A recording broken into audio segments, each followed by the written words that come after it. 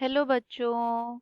So the question says how many of the relations are correct for the solubility product Ksp and solubility S in grams per liter of the sparingly soluble salt A3B2 type which produces A2 plus and B3 minus ions with molecular weight m in water. Assume that no hydrolysis of the ion has taken place. तो आपको बताना ये जो relation यहाँ दिया है Ksp is equals to A2 plus raised to the power 2 and B3 minus raised to the power 3, ये relation correct है या नहीं.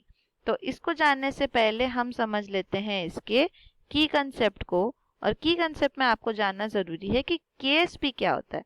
तो Ksp जैसे लिखा हुआ है सॉल्युबिलिटी प्रोडक्ट, यानी ये देता है आपको प्रोडक्ट ऑफ आयंस कंसंट्रेशन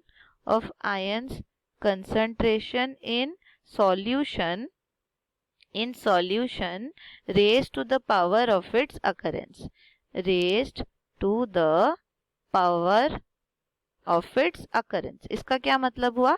तो अगर आप कोई सॉल्ट ले रहे हैं और उसको आप वाटर में डाल रहे हैं तो वो अपने इंडिविजुअल कैटायन और एनायन में ब्रेक हो जाएंगे, और उस कैटायन और एनायन का अकरेंस कितने बार है उस सोल्यूशन में वो बन जाएगा उसका पावर. तो कैसे इसको समझ सकते हैं? जैसे कि आपके पास एक सॉल्ट है AXBY टाइप का और इसको आप ब्रेक करते हैं तो आपको मिलेगा एक कैटायन और आपको मिलेगा एक एनायन.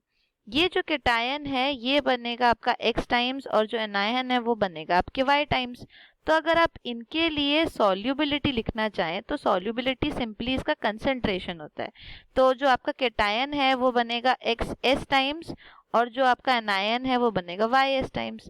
अब ध्यान ये रखना है कि S अगर मोल पर लीटर में है तब आप इसको XS और YS बोल सकते हैं. अगर जैसे क्वेश्चन में दिए कि ये ग्राम पर लीटर में है तो अगर इसको मैं लेती हूँ दिस इज इन ग्राम पर लीटर, तब आपको इसके मॉलिक्यूलर वेट से इसको डिवाइड करना है. तो ये हो जाएगा इसका कंसंट्रेशन. ऑलराइट, तो अगर इन्हीं कंसंट्रेशन टर्म्स को यूज करते हैं और हम Ksp लिखते हैं तो कैसे Ksp डिफाइन हो जाएगा आपके इस सॉल्ट के लिए? तो this will be Ksp is equals to concentration of ion बोल रहे थे तो पहले आप लेंगे cation raise to the power of its occurrence, ये x टाइम्स अकर कर रहा है, और फिर आप लेंगे anion raise to the power of its occurrence, occurrence इसका y टाइम्स है, राइट. तो ये हो जाएगा. अगर आप इसके सॉल्युबिलिटी के टर्म से इसको रिलेट करते हैं तो ये हो जाएगा XS by m raise to the power x and YS by m raise to the power y. ये हो जाएगा इसका Ksp. ऑलराइट, तो हमें क्वेश्चन में जो दिया है उस सॉल्ट के लिए हम लोग डिफाइन करते हैं हमारे Ksp को. तो हमारे क्वेश्चन में दिया हुआ है कि it is a A3B2 type of salt. तो इसको आप ब्रेक करोगे तो ये बनेगा A2 प्लस और B3 माइनस आयन में, और इसके बनेंगे 3 मोल और इसके बनेंगे 2 मोल, राइट.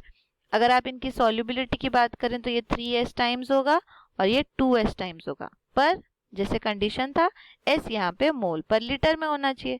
पर हमें क्वेश्चन में क्या दिया है? दैट सॉल्युबिलिटी इज इन ग्राम पर लीटर.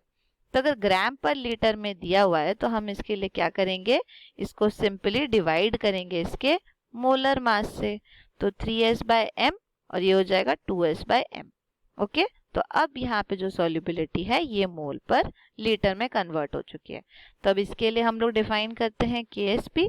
तो Ksp क्या है? हमने बोला concentration of the ions raise to the power of its occurrence. यहाँ देखो 3 बार अकर कर रहा है A2 प्लस, इसीलिए रेज टू द पावर 3, और B3 माइनस क्या है? 2 टाइम्स अकर कर रहा है इसलिए रेज टू द पावर 2 है, राइट. तो दिस इज द रिलेशन. अब क्वेश्चन में देखते हैं हमें क्या रिलेशन दिया है. A टू द पावर 2 दिया है और B टू द पावर 3 दिया है, विच इज रॉन्ग, क्योंकि ये A टू द पावर क्या हो जाता है? 3 और B टू द पावर 2, यानी जितना उसका मोल जितना उसका अकरेंस है उसके इक्वल. इसीलिए हम यहाँ पे लिख सकते हैं that the given relation is incorrect. It is incorrect. Okay, so hope you understood it well. Thank you.